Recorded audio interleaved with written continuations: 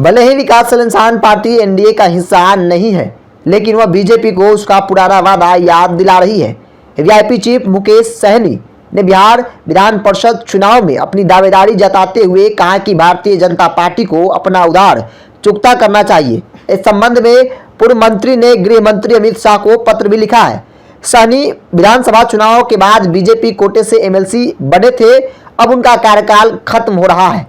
ऐसे में मुकेश सहनी ने बीजेपी को उसके किए गए वादे को याद दिलाते हुए पत्र में कहा है कि विधानसभा चुनाव 2020 के समय वीआईपी एनडीए का हिस्सा थी।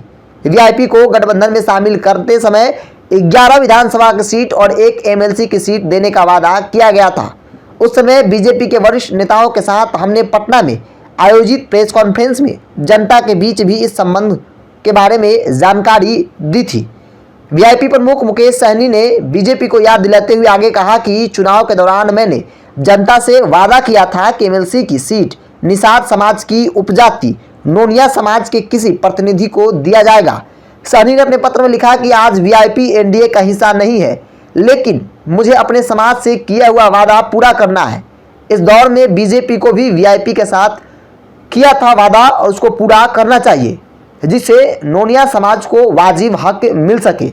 इस पत्र के अंत में सहनी ने गृह मंत्री से अनुरोध करते हुए कहा है कि हाल में होने वाले विधान परिषद चुनाव में एमएलसी की सीट वीआईपी को दी जाए, जिससे वरिष्ठ सहयोगियों को एमएलसी बनाकर नोनिया समाज से किया हुआ वादा पूरा कर सकूं। सहनी ने विश्वास जताया है कि बीजेपी अपने वादे से पीछे नहीं हटेगी और अपना उधार चुकता करेगी।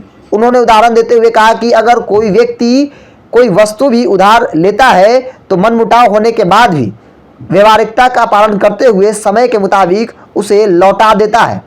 ऐसे में मुकेश सहनी का कार्यकाल समाप्त हो रहा है। बिहार विधान परिषद में कुल सदस्यों की संख्या 75 है, जिसमें विधायकों द्वारा निर्वाचित किए जाने वाले सदस्यों की संख्या 27 है। इसी 27 में से 7 सीट 21 जुलाई को रिक्त हो रही है। विधान परिषद में इसके अलावा स्नातक और शिक्षण निर्वाचन क्षेत्र से 6 यानी कुल 12 सदस्य चुनकर आए हैं। वही स्थानीय निकाय से 24 और विभिन्न क्षेत्रों से विशिष्ट रखने वाले 12 सदस्यों की राज्यपाल द्वारा मनोनीत किया जाता है। विधानसभा कोटे से इन 7 सीटों पर नामांकन 9 जून तक चलेगा। नामांकन पत्रों की जांच 10 जून तक होगी, जबकि नाम वापसी की अंतिम तिथि 13 जून निर्धारित की गई है। 7 सीट के लिए मतदान 20 जून को सुबह 9 बजे से शाम 4 बजे तक होगा। मतों की गणना 20 जून को ही शाम 5 बजे हो जाएगी। ऐसे में मुकेश सहनी उनका कार्यकाल 21 जुलाई को समाप्त हो रहा है।